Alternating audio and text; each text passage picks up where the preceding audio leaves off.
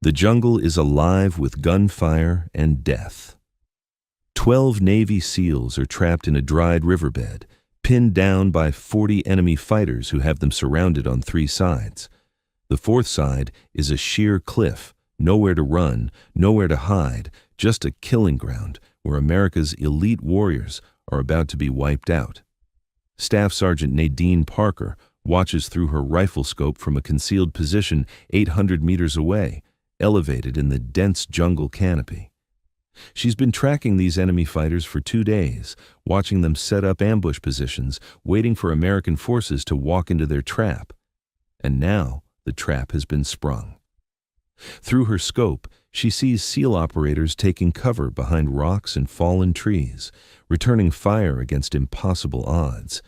She sees muzzle flashes from 40 different positions in the jungle, machine guns, rifles, coordinated fire that's chewing up the SEALs' defensive position. She sees 2 SEALs already down, dragged into cover by their teammates. The radio transmission crackles through her headset.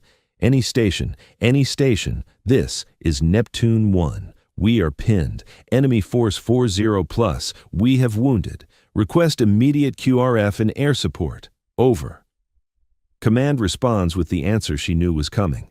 Neptune 1, Overwatch copies. QRF is inbound. ETA 30 minutes. Air support unavailable due to weather. Hold your position. 30 minutes. Nadine can see the enemy massing for a final assault. The SEALs have maybe 5 minutes before they're overrun. She looks at her Barrett M82A 1.50 caliber sniper rifle, 20 rounds loaded, 1 already chambered. The jungle around her is so thick that nobody can see her position, hidden in a natural platform 60 feet up in a massive tree. She's invisible, silent, deadly. Her orders are clear. Observe enemy movements, gather intelligence, do not engage unless directly threatened. Her mission is reconnaissance, not combat support. But 12 Americans are about to die because she's following orders. Nadine keys her radio to the SEAL frequency. Neptune 1, this is Reaper 6. I have elevated position 800 meters northwest of your location. I count 40 enemy combatants in 14 distinct positions. I have clear sight lines on their machine gun nests and assault elements. Give me authorization to engage, and I'll start dropping them. There's a pause. Gunfire in the background, shouting, the chaos of a unit fighting for survival.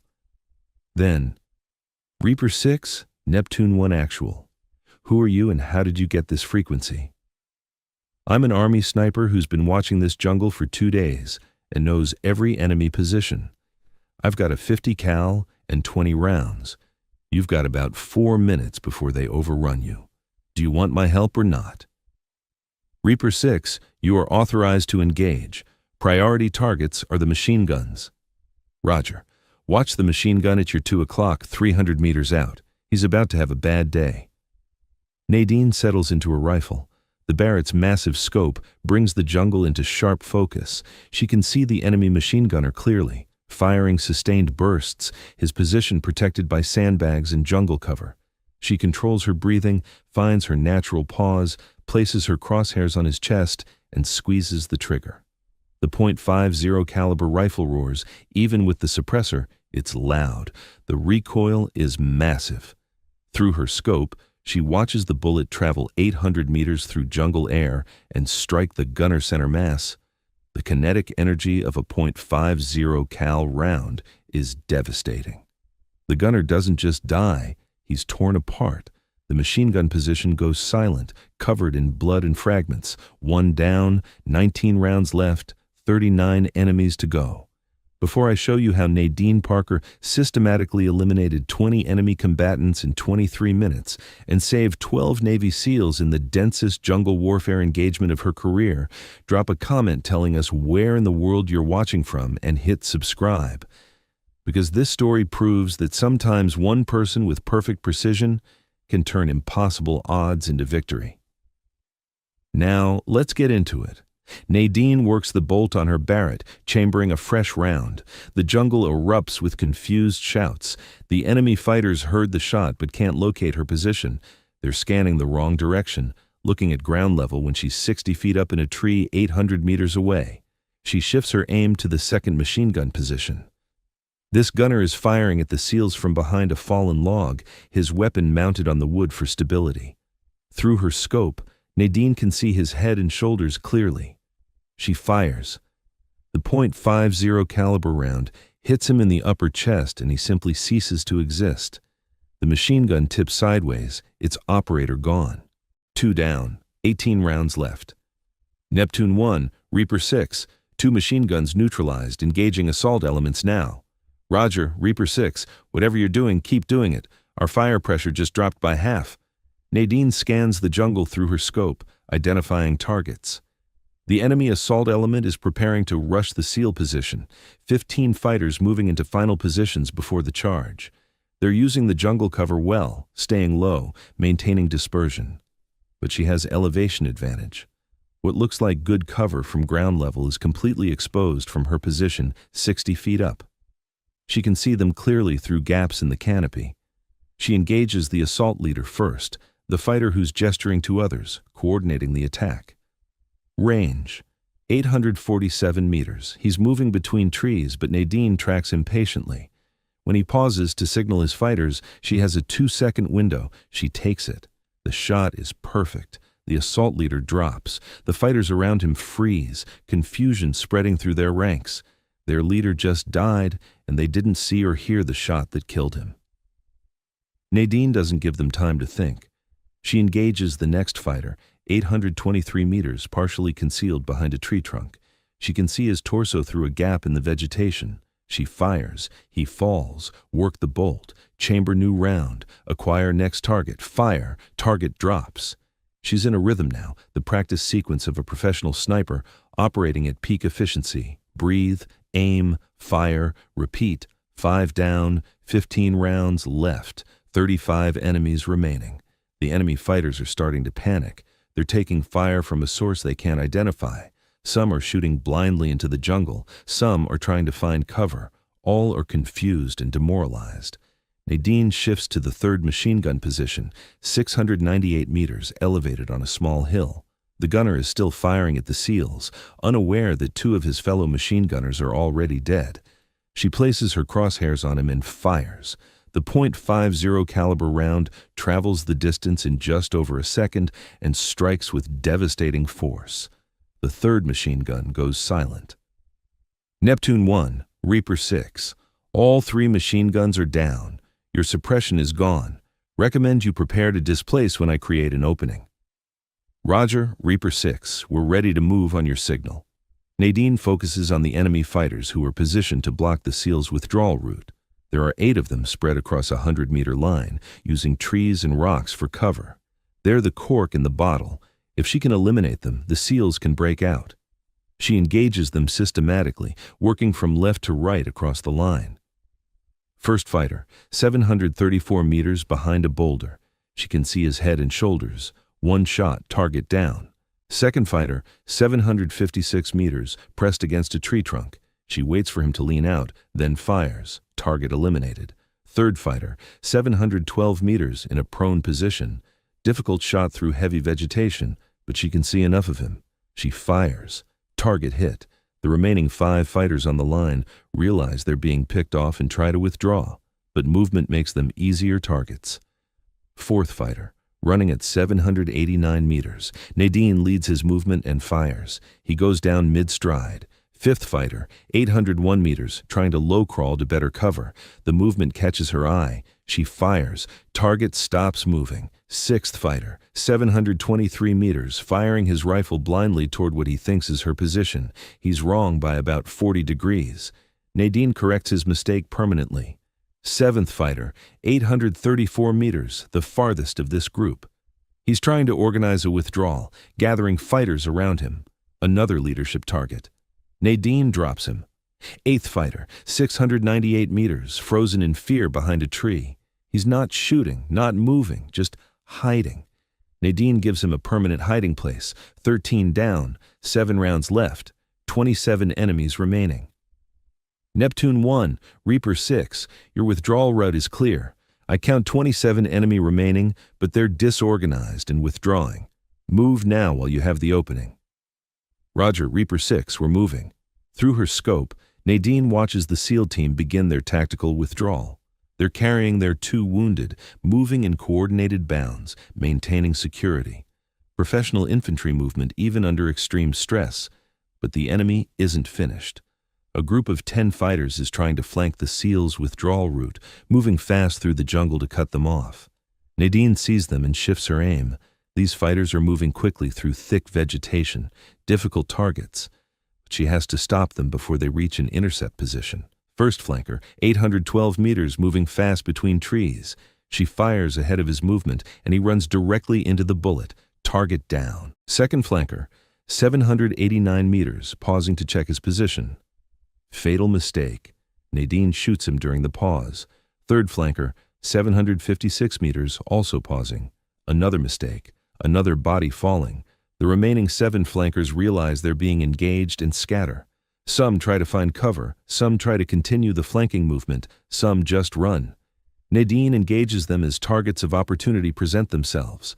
Fourth flanker, 823 meters behind inadequate cover, the 50 cal punches through his cover and through him. Fifth flanker, 867 meters, running through a clearing. She leads him and fires, target drops. Sixth flanker, 791 meters, firing back toward her general direction but not her actual position. She ends his confusion. Seventh flanker, 734 meters, trying to low crawl away. The movement makes him visible. Nadine fires. Movement stops. 20 down, 0 rounds left in her rifle. But she's not done. Nadine has 2 more weapons with her, an M110 semi-automatic sniper rifle chambered in 7.62 millimeters and her M4 carbine for close defense. She sets the Barrett aside and picks up the M110.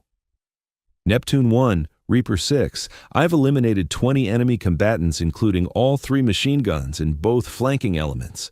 Remaining enemy forces are withdrawing. What's your status? Reaper 6, Neptune 1. We're mobile with wounded, moving to extraction point. We owe you our lives. Can we coordinate extraction for you? Negative, Neptune 1. I'm mission-focused here, but I'm tracking 7 remaining enemy fighters who are trying to regroup. I'm going to make sure they don't follow you. Roger, Reaper 6, you are clear to engage. The 7 remaining enemy fighters have regrouped about 900 meters from Nadine's position. They're trying to organize some kind of pursuit, or at least maintain observation on the withdrawing SEALs. Nadine switches to her M110. It's a less powerful weapon than the Barrett, but it's semi-automatic, faster to fire, and perfect for the ranges she's now dealing with. She settles into a new firing position in her tree stand and begins engaging the regrouped fighters. First shot, 887 meters, center mass on the apparent leader. The 7.62 millimeter round hits, target down. Second shot, 901 meters, fighter turning to see where the shot came from. He never completes the turn. Target down. The remaining 5 fighters scatter. They're running now, abandoning any thought of pursuit, just trying to escape the invisible death that's been decimating their force. Third shot, 856 meters, running target. Nadine leads the movement and fires. Target drops. Fourth shot, 823 meters, fighter trying to return fire. His shots are going nowhere near her position. She ends his attempt. Fifth shot, 912 meters, fighter running through thick vegetation. Difficult shot through jungle cover, but Nadine can see enough of him. She fires. Movement stops. Sixth shot, 867 meters, fighter diving behind a tree. She waits patiently. He has to show himself eventually to move. When he does, she's ready. Target down. Seventh shot, 934 meters, the final fighter. He's running flat out, abandoning everything, just trying to survive. Nadine tracks him through her scope, leads his movement, and fires. At 934 meters through dense jungle, the bullet finds its mark. The final enemy fighter falls, 27 down, 13 rounds remaining in the M110. 0 enemies, still combat effective. Neptune 1, Reaper 6, all enemy forces neutralized or withdrawn. I count 27 enemy KIA. You're clear to extraction. Safe travels. Reaper 6, Neptune 1 actual. I don't have words. You saved 12 lives today. We'll never forget this. When we get back, I'm finding out who you are and buying you whatever you want. Just get your people home safe. That's all I need. Reaper 6 is going dark. Nadine remains in her elevated position for another 30 minutes, watching to make sure no enemy forces return. The jungle around her is silent now except for natural sounds, birds returning to their normal behavior, insects resuming their noise. The firefight that killed 27 enemy fighters is over. She begins breaking down her position, carefully packing her equipment. The Barrett goes into its case. The M110 gets slung across her back. She checks her climbing gear, ensures her descent route is clear, and begins the careful climb down from her position 60 feet up. The jungle floor feels different after spending hours elevated above it. She moves carefully through the vegetation, avoiding the kill zone where bodies lie scattered across several hundred meters of jungle. She's not here to confirm kills or collect intelligence. She's here to disappear. As she moves through the dense jungle toward her extraction point 3 kilometers away, she reflects on what just happened. 27 enemy fighters dead, 12 SEALs alive. All because she made the decision to violate her orders and engage. But something unexpected happens as she's moving through the jungle. Her radio crackles with a transmission on the SEAL frequency. Reaper 6, Neptune 1, we've got a problem. Enemy reinforcements are moving toward our extraction point. We count approximately 15 fighters, and they're going to reach the LZ before we do. We're still 20 minutes out with wounded. Can you assist? Nadine checks her position. She's actually closer to the extraction point than the SEALs are, about 12 minutes away at her current pace, and she still has 13 rounds in her M110 and full magazines for her M4. Neptune 1, Reaper 6. I'm closer to the extraction point than you are. Give me 10 minutes and I'll secure it before you arrive. Reaper 6, you're one person against 15 enemy fighters. I'm one person with elevation advantage, surprise, and better weapons. I'll take those odds. Just get your people there. I'll make sure it's clear when you arrive. Nadine changes direction and moves toward the extraction point at increased speed. She's covering rough jungle terrain, but she knows this area. She's been operating here for days and has routes mapped in her mind. 8 minutes later, she reaches a position overlooking the extraction point, a small clearing where helicopters can land, and she can see the enemy fighters moving into ambush positions around it. They're setting up exactly the kind of trap the SEALs are walking into. 15 fighters spread across a 100-meter perimeter around the clearing, machine gun position on the north side, riflemen scattered in covered positions. They're expecting the Americans, ready to open fire the moment helicopters appear. Nadine climbs a tree on the south side of the clearing, establishing a new elevated position about 40 feet up. From here, she has clear angles on most of the enemy positions. She sets up her M110, checks her sight picture, and begins engaging. The enemy fighters have no idea she's there. They're focused on the clearing, watching for helicopters, not looking for a threat behind them. First shot. Machine gunner, 456 meters. He's sitting behind his weapon, scanning the sky. Nadine puts a 7.62 millimeter round through his chest. Machine gun silenced. Second shot. Fighter on the north perimeter, 389 meters. He's in a prone position, rifle aimed at the clearing, target down. Third shot. Fighter on the east perimeter, 412 meters. Target eliminated. The enemy fighters realize they're under attack, but they don't know from where. They're looking toward the clearing, toward the tree line at ground level, everywhere except up in the trees behind them. Nadine continues her systematic elimination. She's firing methodically, picking targets based on threat level and position. Every shot is deliberate, precise, final. Fourth shot, 445 meters, fighter trying to locate her, target down. Fifth shot, 398 meters, fighter running for better cover, target drops mid-run. Sixth shot, 478 meters, fighter returning fire toward the wrong location. Nadine corrects his aim permanently. Seventh shot, 423 meters, fighter trying to organize the others, leadership target eliminated. The remaining 8 fighters are panicking now. Half their force has been killed in under 2 minutes by an enemy they can't see. Some are trying to withdraw, some are trying to fight. All are vulnerable. 8th shot, 467 meters withdrawing fighter, target down. 9th shot, 391 meters, fighter taking cover behind a tree. She waits for him to lean out. When he does, target eliminated. 10th shot, 434 meters, fighter firing blindly into the jungle, target silenced. 11th shot, 456 meters, fighter running. Nadine leads the movement, target drops. 12th shot, 489 meters, fighter trying to drag a wounded comrade. Both go down from one shot that passes through the first and into the second. 4 fighters left.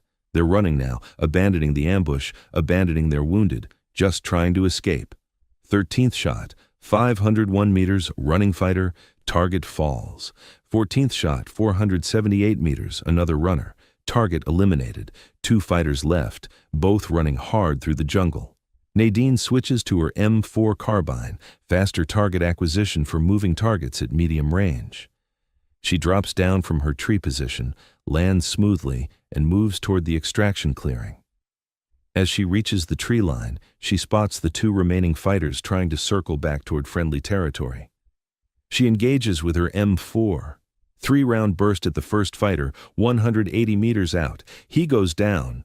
3-round burst at the second fighter, 165 meters. Target eliminated. 15 enemy fighters dead. Extraction point secured. Neptune 1, Reaper 6. Extraction point is secure. I count 15 enemy KIA. Your LZ is clear. Helicopters can approach safely.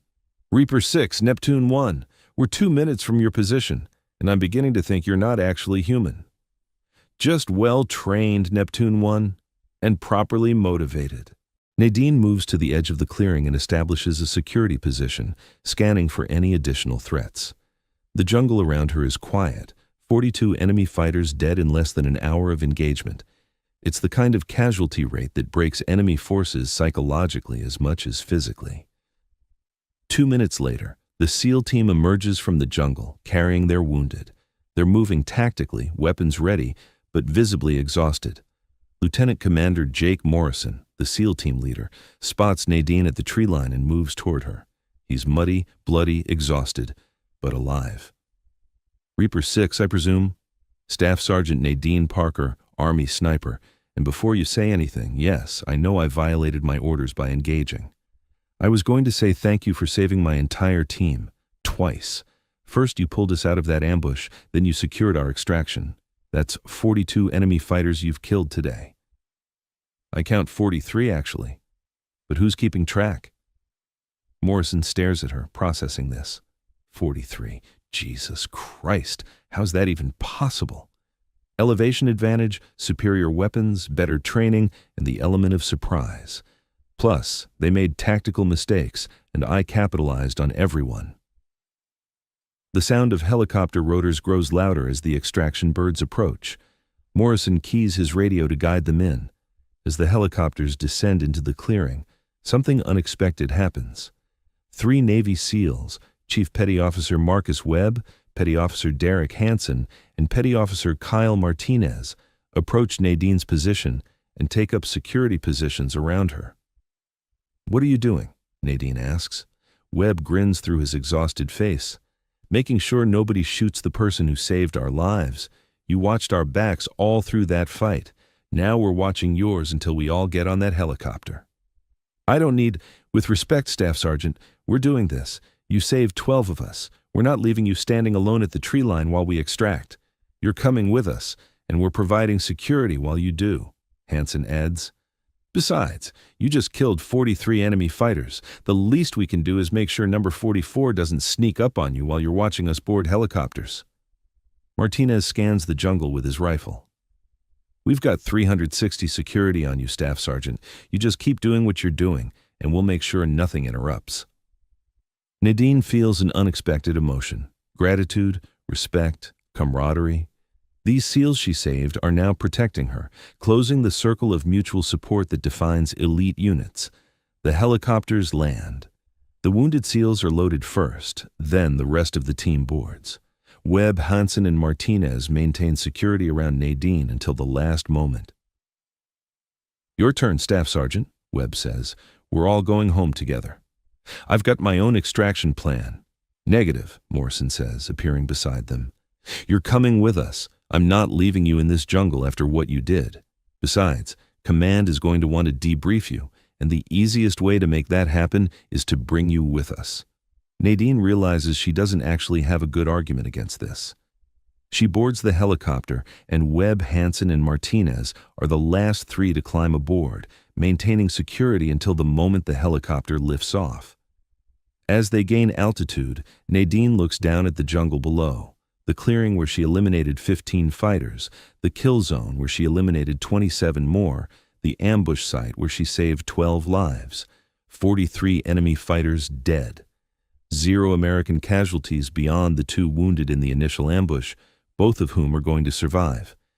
It's the kind of engagement that will be studied in sniper schools for years to come. 1 person, 43 targets, elevation advantage, and perfect precision. But for Nadine, it's simpler than that. She saw Americans who needed help, and she helped them. Everything else is just details. Morrison sits down next to her in the helicopter. When we get back, I'm writing the most detailed commendation report of my career. What you did today, saving us from that initial ambush, eliminating 43 enemy fighters, securing our extraction, that's beyond anything I've seen in 15 years of special operations. I just did what needed doing, sir. No. You did what maybe 10 people in the world could do. You operated alone in hostile territory, engaged numerically superior forces, and achieved complete victory with 0 friendly casualties. That's not just skill. That's exceptional.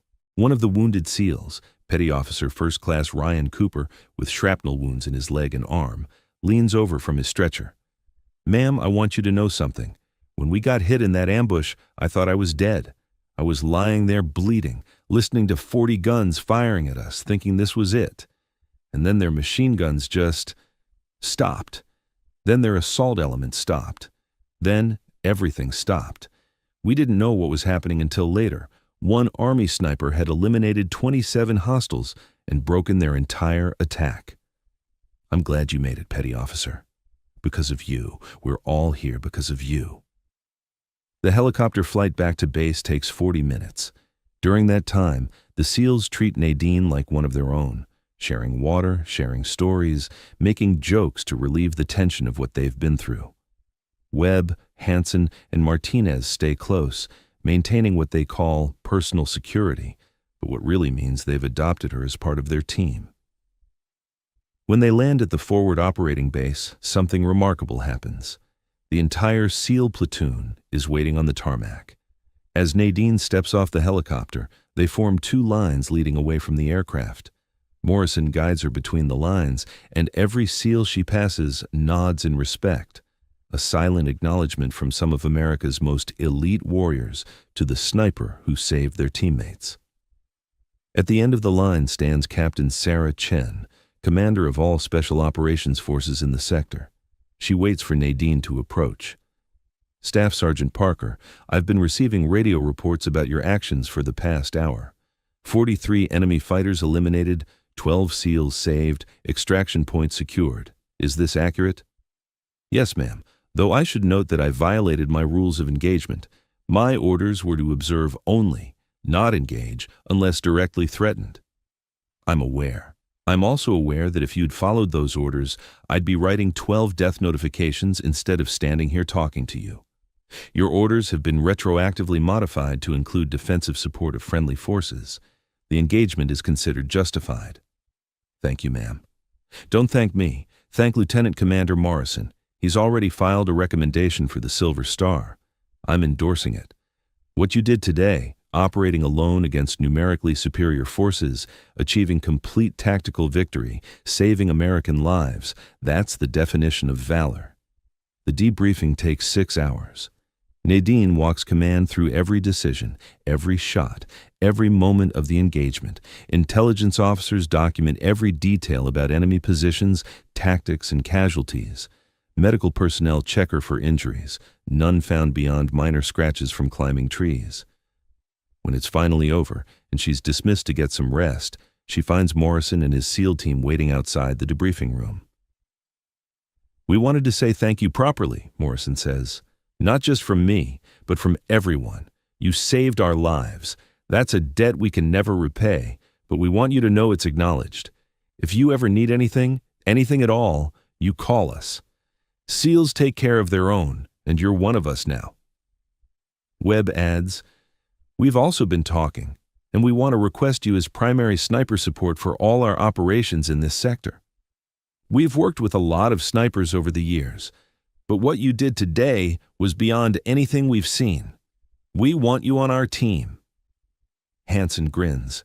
"Besides, after you killed 43 enemy fighters in one engagement, the enemy is going to be terrified of this sector. That psychological advantage alone is worth its weight in gold." Martinez: "We're calling you the Ghost, by the way. 43 enemies killed, and not one of them ever saw you. You were invisible, untouchable, unstoppable. That's Ghost-level operator right there." Nadine feels emotion catching in her throat. These warriors, some of the best in the world, are treating her as an equal, as one of their own. "I'd be honored to work with you again." "Then it's settled," Morrison says. "We'll put in the official request tomorrow, but tonight you need to rest. You've earned it." As the SEALs disperse to their own quarters, Webb, Hansen, and Martinez walk with Nadine to her assigned quarters, still maintaining the protective security they established at the extraction point. "You know you don't have to escort me to my quarters, right?" Nadine says with a slight smile. "We know," Webb replies, "but we made a promise to protect the person who saved our lives.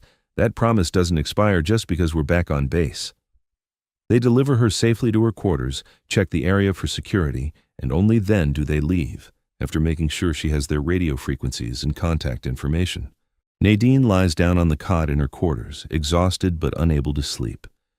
She thinks about the day: 43 shots fired, 43 enemy fighters dead, 12 American lives saved.